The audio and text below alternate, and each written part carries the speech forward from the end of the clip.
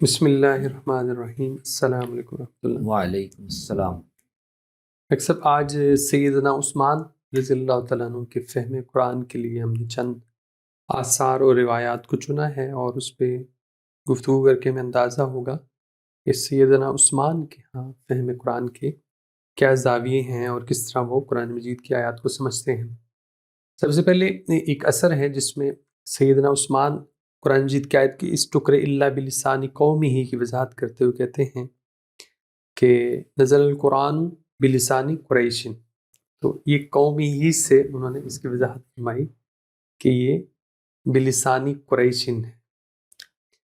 جی، تو ایک تو اس کی وضاحت بھی کیوں کرنی پڑی ہے سیدنا عثمان کو، یہ ایک سوال اس میں شامل کر لیجیے گا۔ یہ قرآن مجید میں یہ بیان ہوا ہے کہ جس نبی کو بھی، جس رسول کو بھی اللہ تعالیٰ بھیجتے ہیں وہ اپنی قوم کی زبان میں ہی ٹھیک ہے، بیان کرتا ہے، پیغام پہنچاتا ہے۔ تو رسول اللہ صلی اللہ علیہ وسلم کے بارے میں بھی یہ بات بیان ہوئی ہے، بلسان قومی ہی، بلسانکا کی تعبیر بھی ہے، ہم نے آپ کی زبان میں اس کو آسان کر دیا ہے، اس کو لوگوں کے لیے تیار کر دیا ہے۔ بالکل صحیح۔ لیکن آپ کی زبان ایک تو عربی ہے، قرآن مجید عربی میں اترا ہے، بلسان عربی مبین، یہ تو قرآن نے ذکر کیا ہے۔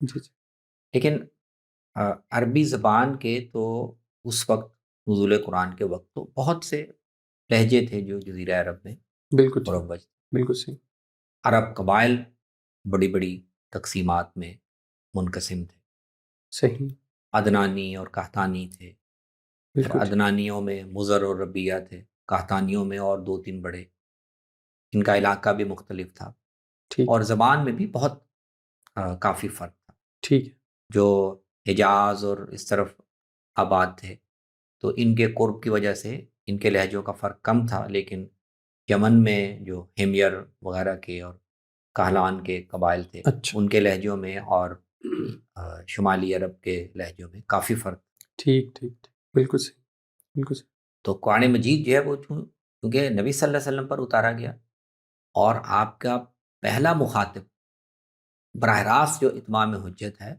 وہ آپ ام القرآ پہ کر رہے تھے، بالکل ٹھیک، بالکل ٹھیک، اور ام القرآ ومن حولہا، باقی جو عرب ہیں وہ من حولہا کے تحت آتے ہیں، تحت آتے بالکل ٹھیک ہے، ہیں۔ چونکہ اولی مخاطب وہ تھے، اصل میں اتمام حجت میں بھی ان پر ہو رہا تھا، اور یہ ذمہ داری بھی انہی پر عائد کی جا رہی تھی، تو ان تمام لہجوں میں سے اللہ تعالیٰ نے قریش کے لہجے کو بالکل ٹھیک، چنا کے اس میں قرآن مجید نازل کیا۔ بالکل صحیح، تو بالکل اسی صحیح، کو بیان کر رہے ہیں، ہوں، باقی صحابہ نے بھی یہ بیان کیا، سیدنا عمر بیان کرتے ہیں، عبداللہ بن عباس بیان کرتے ہیں رضی اللہ عنہ، کہ قرآن مجید میں جو محاورے، تعبیرات، ادائیگی کے طریقے وہ بنیادی طور پر قریش کی اختیار کیے گئے۔ بالکل صحیح، باقی قبائل کے بعض تعبیرات یا بعض اسالیب وہ بھی قرآن میں اس کی مثالیں ملتی ہیں، لیکن وہ سب ایسے ہیں کہ قریش کے لیے وہ مانوس تھے، اور قریش نے بھی باقی قبائل سے وہ الفاظ، تعبیرات اور اسالیب وہ لے لیے ہوئے، تو ان کی زبان کا وہ حصہ بن گیا۔ بالکل ٹھیک۔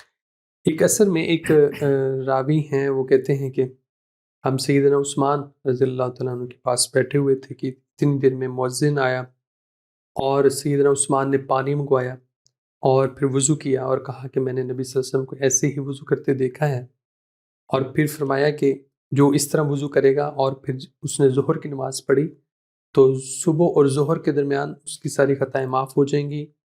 پھر اگر وہ عصر پڑھتا ہے تو ظہر اور عصر کے مابین، اور مغرب پڑھتا ہے تو عصر اور مغرب کے مابین، اسی طرح ساری نمازوں کا انہوں نے بتایا کہ وہ درمیان میں جو خطائیں ہوتی ہیں وہ معاف ہو جاتی ہیں۔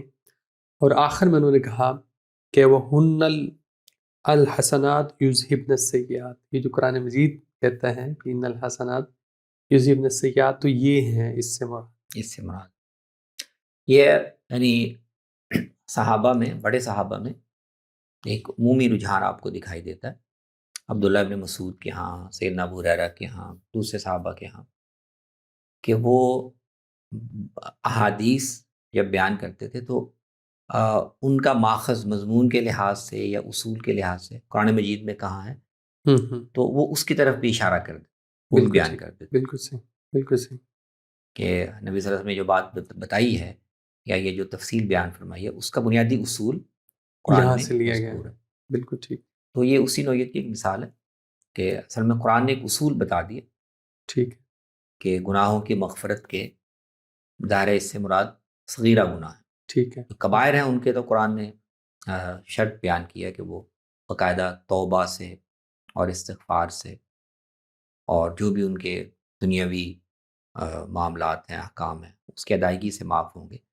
لیکن جو سیئات ہیں صغیرہ گناہ ہیں وہ معاف ہو جاتے ہیں اور اس کے ایک بڑا ذریعہ ان الحسنات یذہبن یہ السیئات. ٹھیک ٹھیک تو یہی ہے جس کو نبی صلی اللہ علیہ وسلم نے بہت سی تقریباً سبھی عبادات کے بارے میں آپ نے اسی بتایا. طرح فرمایا، بالکل ٹھیک، نوافل پڑھیں، صدقہ خیرات صحیح کریں، صحیح، وضو کریں اور دوسرے بھی اعمال کریں تو ان سے ان کا اجر تو اپنی جگہ ملتا ہی ہے لیکن ان سے گناہوں کی معافی کا عمل بھی ساتھ ساتھ ہوتا رہے. بالکل ٹھیک. سیدنا عثمان سے ایک دفعہ ایک سوال ہوا، دو لونڈیاں ہیں لیکن دونوں بہنیں ہیں، تو ان کو جمع کرنے کے بارے میں قرآن مجید تو غالباً دو بہنوں کے بارے میں ذکر کرتا ہے لیکن یہ کہ لونڈیوں کے بارے میں. تو انہوں نے کہا کہ اللہ کی ایک آیت اس کو حلال قرار دیتی ہے اور ایک آیت اس کو حرام قرار دیتی ہے. جہاں تک میری بات ہے تو میں اس کو پسند نہیں کرتا کہ کوئی شخص دو لونڈیاں جو کہ آپس میں بہنیں ہیں ان کو جمع کرے اپنے نکاح میں. تو یہ ایک تو وہ آیات کون سی کون سی کی ہے؟ طرف اشارہ فرما رہے ہیں، اور پھر یہ کہ وہ انہوں نے حتمی فیصلہ اس پہ نہیں دیا. نہیں دیا. یہ بھی ہے اور ایک دوسرا اثر بھی ہے جس میں جی، جس میں ایک لونڈی ہے اور اس کے اور ساتھ اس کی بیٹی بھی ہے، بیٹی کا ذکر ہے. ان کو جمع کرنے کے بارے میں، یعنی ماں بھی اس کے ملک میں ہے اور اس کی بیٹی بھی بیٹے ملک بھی میں ہے. ملک میں ہے، تو سوال یہ ہے کہ کیا وہ دونوں سے بیک وقت استمتاع کر سکتا ہے یا یا نہیں. نہیں کر سکتے. بہنوں کے بارے میں بھی یہ سوال ہے جی جی بالکل کہ دو باندیاں جو بہنیں ہیں ایک آدمی کے ملک میں ہیں وہ دونوں سے تعلق قائم کر سکتا ہے یا نہیں یا کر نہیں سکتا. کر سکتا. تو یہ سوال صحابہ کے سامنے پیش ہوا. یہاں سیدنا عمر کی سیدنا عثمان کی رائے بیان ہوئی ہے. تو وہ کہہ رہے ہیں کہ ایک آیت کو دیکھیں تو وہ اس عمل کو حرام قرار دے رہی کہ دو بہنوں سے باندیوں سے بیک وقت آدمی کو تعلق قائم نہیں کرنا. ٹھیک ہے، اس طرح ماں ہے اور اس کی بیٹی اس کے ملک میں ہے تو ان سے بیک وقت وہ تعلق قائم نہیں نہ کیا جا کرے. سکتا. ایک آیت تو ٹھیک ہے، اگر اس کو سامنے رکھیں تو وہ یہ کہتی ہے. وہ دو بہنیں والی آیت جو ہے. جی ظاہر ہے جی جی قرآن میں ٹھیک ہے ہے، نا کہ بالکل صحیح. وَأَن تَجْمَعُوا بَيْنَ الْأُخْتَيْنِ. ٹھیک ہے ٹھیک ہے، اور اس طرح اگر ماں سے نکاح کیا ہے تو اس کی بیٹی حرام ہو جائے گی اور بیٹی سے نکاح کیا تو اس کی ماں، ماں حرام ہو جائے گی. ٹھیک، اب اس آیت کو دیکھیں یہ اصل میں تو یہ نکاح کے احکام بیان کر رہی ہے بالکل ٹھیک ہے، نصاً اور تصریحاً. تو وہ ان دونوں کو نکاح میں جمع کرنے کی حرمت ٹھیک ہے، بیان کر ٹھیک رہی ہے، ہے. ٹھیک ہے، لیکن نکاح کے اصول یعنی اس پر آپ قیاس کریں تو اصل میں تو نکاح میں تعلق قائم ہو رہا ہے. ٹھیک ہے، تو بالکل وہ صحیح. نکاح کے رشتے سے تعلق قائم ہو رہا ہو یا ملک یمین سے تو قیاس کے لحاظ سے باندیاں بھی اس کے تحت آ جاتی. دو باندیوں کو اگر ایک بیک وقت نکاح نہیں کر سکتے تو ان کو ملک یمین میں ان سے استمتاع بھی نہیں کر سکتے. بالکل ٹھیک، تو ایک آیت سے تو یہ سمجھ میں آ رہا ہے. بالکل صحیح. لیکن اگر دوسری آیت کو دیکھیں جو اس سے اگلی آیت ہے تو اس کے ظاہر سے یہ استدلال ہو سکتا ہے یا یہ سمجھا جا سکتا ہے کہ اللہ تعالیٰ نے نکاح میں تو یہ پابندیاں بیان کی ہیں لیکن آگے کہا کہ والمحصنات من النساء الا ما ملکت ایمانکم کتاب اللہ علیکم. اور اس طرح باقی آیات جن میں ما ملکت ایمانکم سے استمتاع کی اجازت دی گئی ہے اور اس طرح کے رشتوں کی کوئی تحدید وہاں پہ نہیں کی گئی. بالکل صحیح، بالکل ٹھیک. تو اس طرح بظاہر یہ لگ رہا ہے کہ نکاح کا رشتہ بیان کرتے ہوئے اللہ یہ پابندیاں بیان کر رہا ہے لیکن جہاں باندیوں کے حلت بیان کر رہا ہے وہاں اس طرح کی کوئی تحدید بیان نہیں کر رہا. بالکل ٹھیک. تو اس سے یقین کیا جا سکتا ہے کہ وہاں یہ پابندی آیت نہیں ہوتی نکاح پہ ہوتی ہے. ٹھیک ٹھیک، لیکن اگر نکاح والی آیت پر قیاس کریں اس میں جو اصل ہے اس کو سمجھ کے اپلائی کریں تو وہ حرمت متعدی ہوتی ہے. بالکل ٹھیک، کہہ رہے ہیں کہ یہ دو ہیں تو اس میں وہ ایک تو اہم بات ہے کہ حرمت کا چونکہ معاملہ ہے اور بظاہر نص سے ہی ایک استدلال ایسا ہو سکتا ہے کہ اس کی اباحت یا اجازت سمجھی جائے، تو وہ قطعاً حرام قرار دینے سے گریز کر رہے ہیں۔ بالکل ٹھیک، لیکن اپنا انہوں نے ایک رجحان تو اپنا رجحان وہ بتا رہے ہیں کہ میں اس کو یعنی حتمی طور پر حرام قرار دینے یا فتویٰ تو میں دینے کے بجائے کہ یہ حرام ہے، میں یہ بتا رہا ہوں کہ میں ایسا نہیں کروں، میں ایسا نہیں، میرا اپنا مجھے رجحان پسند یہ نہیں ہے، ہے۔ مجھے پسند۔ تو محمد بن سیرین راوی ہیں، وہ کہتے ہیں کہ سیدنا عثمان رضی اللہ تعالیٰ عنہ تشریف فرما تھے، تو انہوں نے کہا کہ ایسے آدمی کو لے کر آؤ جو کتاب اللہ کی تلاوت کرتا ہو۔ تو صعصع بن سوحان کو بلایا گیا اور اس نے گفتگو کی سیدنا عثمان سے، اور اس نے آیت یہ پیش کی، اذن للذین یقاتلون بانہم ظلموا وان اللہ علی نصرہم لقدیر۔ تو سیدنا عثمان نے اسے کہا کہ تم جھوٹ بولتے ہو، یہ تمہارے لیے، یہ تمہارے اصحاب کے لیے نہیں ہے، بلکہ یہ میرے لیے اور میرے اصحاب کے لیے ہے۔ تو اس کا ذرا پس منظر بھی بیان کیجیے گا کہ صعصع بن سوحان نے کیا گفتگو کی اور کیا استدلال پیش کیا اور انہوں نے اس کو ریجیکٹ کیا سیدنا عثمان۔ اس کا پس منظر تو وہ سیدنا عثمان کے خلاف جو ایک ناراضی بعض علاقوں میں پیدا ہو رہی تھی، اور ٹھیک پھر ٹھیک وہ منظم ہوتی چلے گی، اس سے پھر صحیح، ایک شورش کی شکل اختیار کر لی۔ ٹھیک ہے، تو ٹھیک یہ اس کے اس مرحلے کی بات ہے جب بات ابھی اعتراضات پر، تنقیدات پر ٹھیک ہے، ٹھیک ہے، محدود تھی، گفتگو ہو رہی تھی، اعتراض ہو رہے تھے، سیدنا عثمان جواب دے رہے تھے، یہ اس مرحلے کی بات ہے۔ اچھا تو ٹھیک، صعصع بن سوحان بھی انہی لوگوں میں سے تھے جو ان کے خلاف، سیدنا عثمان کے خلاف اعتراضات کرنے میں، اچھا لوگوں ٹھیک، کو یعنی ایک زمین ہموار کرنے میں پیش تھے، ٹھیک ٹھیک، تاکہ ان سے خلافت کا منصب واپس لیا جائے۔ بالکل ٹھیک ہے، تو کسی موقع پر سیدنا عثمان نے کہا کہ ہاں بھائی، جو کوئی آدمی جو کتاب اللہ کی روشنی میں مجھے سمجھائے، مجھے بتائے کہ کیا غلطی ہے، اس کو بلاؤ تاکہ مجھے کتاب اللہ کی روشنی میں۔ بالکل ٹھیک ہے، تو اس کو بلایا گیا، تو اس نے استدلال یہ کیا کہ ہم جو آپ کے خلاف، اور عین ممکن ہے کہ یہ وہ موقع ہو جب مدینے میں لوگ باغی اکٹھے ہو گئے تھے اور وہ قتل کرنے کی دھمکیاں دے رہے تھے، اچھا اچھا، یہ مرحلہ، بالکل وہ مرحلہ بھی ہو سکتا ہے۔ بھی ہو سکتے ہیں، بالکل ٹھیک تو وہ ہے، اپنا جواز یہ پیش کر رہا ہے کہ ہم اس لیے اکٹھے ہو گئے ہیں اور آپ کے خلاف قتال کرنا چاہ رہے ہیں یا آپ کو قتل کرنا چاہ رہے ہیں، اس لیے کہ ہمارے ساتھ زیادتی ہوئی ہے۔ ٹھیک ٹھیک، تو جو بھی اعتراضات تھے کہ آپ کے عمال نے یہ کیا، آپ نے یہ کیا، آپ نے بیت المال کے معاملات میں یہ تجاوز کیا وغیرہ، اس سب کو وہ بنیاد بنا کے کہہ رہا ہے کہ آپ کے یہ سارے اقدامات اس آیت کی روح سے ہمیں حق دے رہے ہیں کہ ہم قتال کریں۔ اذن للذین یقاتلون بانہم ظلموا وان اللہ علی نصرہم ٹھیک ہے، لقدیر۔ تو اس کے جواب میں سیدنا عثمان واضح کر رہے ہیں کہ کذبت، تم غلط کہہ رہے ہیں، تم اس آیت کا حوالہ صحیح جگہ پہ نہیں دے رہے، آیت کا یہ مطلب نہیں ہے۔ بالکل صحیح، یہ آیت پوری پڑھو تو اس میں تو اللہ تعالیٰ نے جس گروہ کو قتال کی اجازت دی ہے اور اس کو مظلوم قرار دیا ہے، وہ کون ہے؟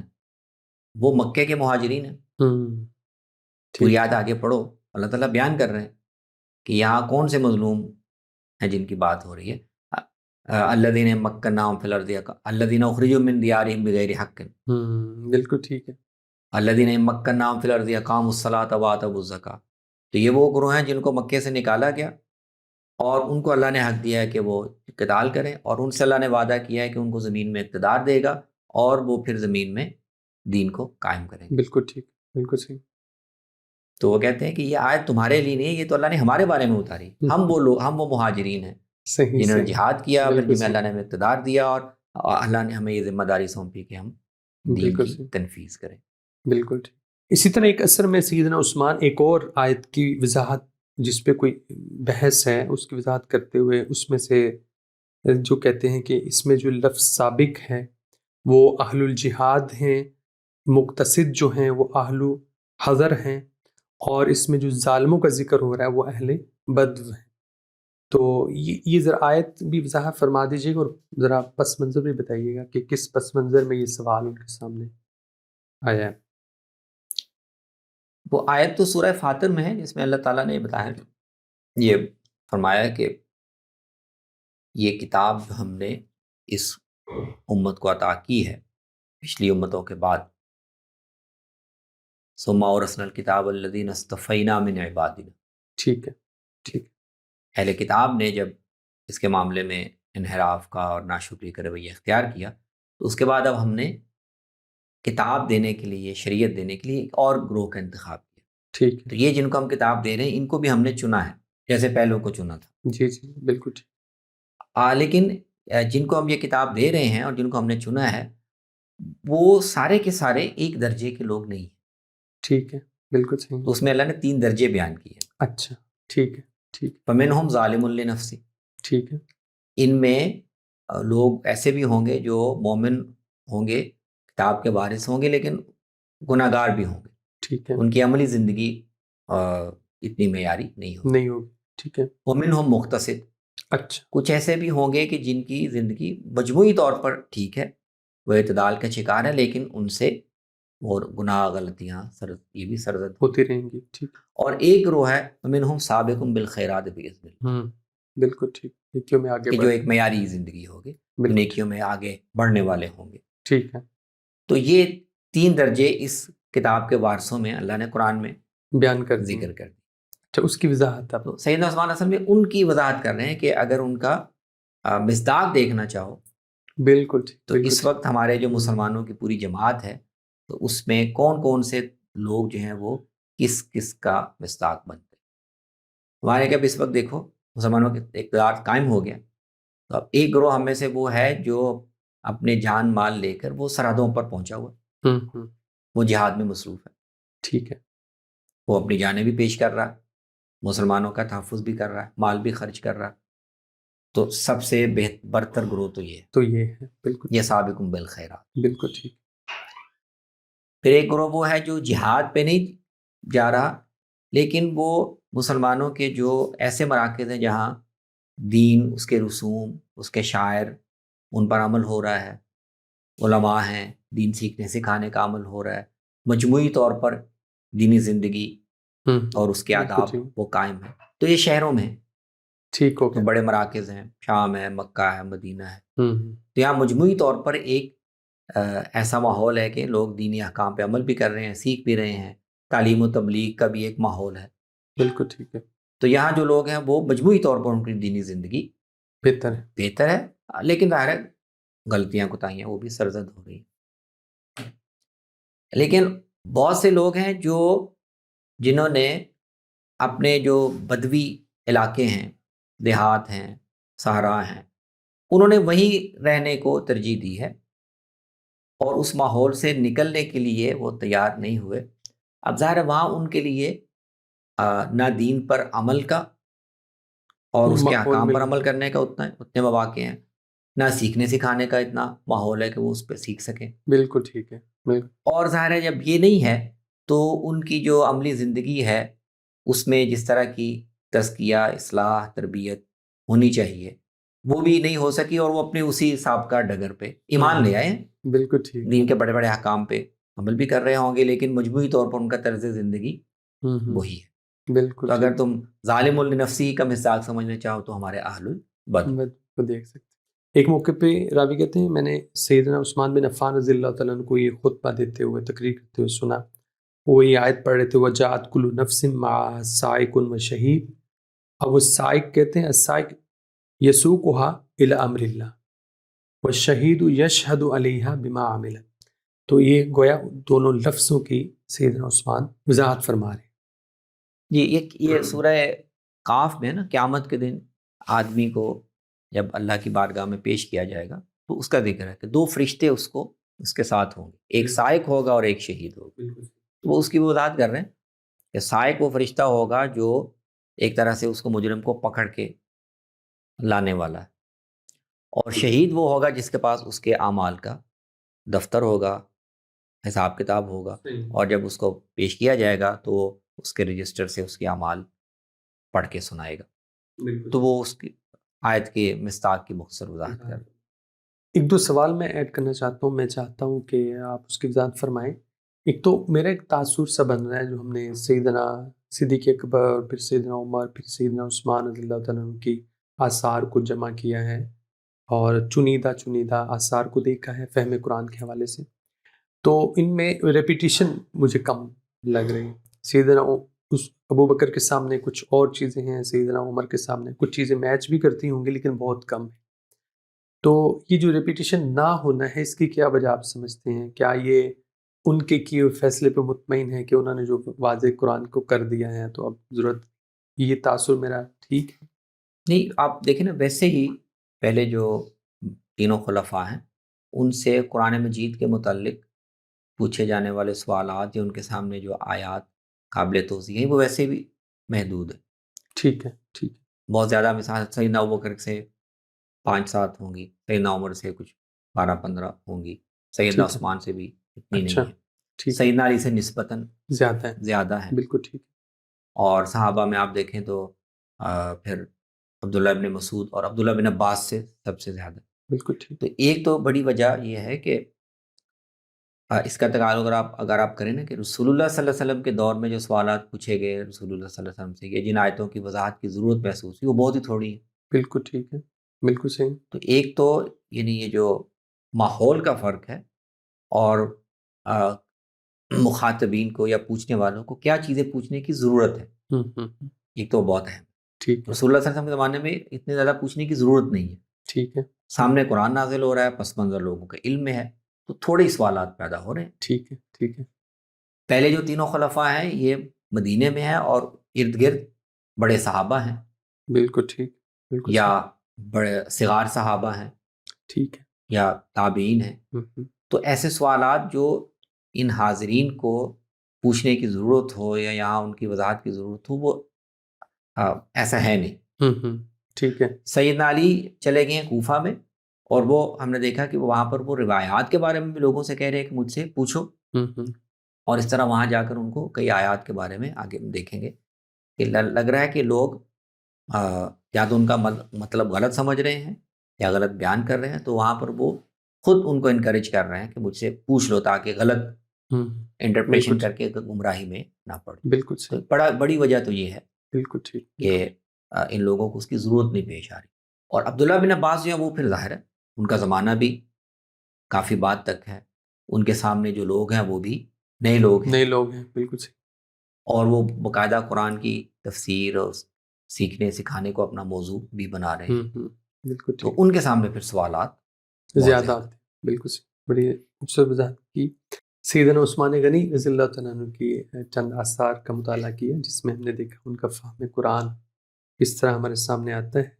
ہم نے بڑی عمدہ گفتگو فرمائی. انشاءاللہ اگلی نشست میں ہم سیدنا علی رضی اللہ تعالیٰ عنہ کی فہم قرآن پہ گفتگو کریں گے.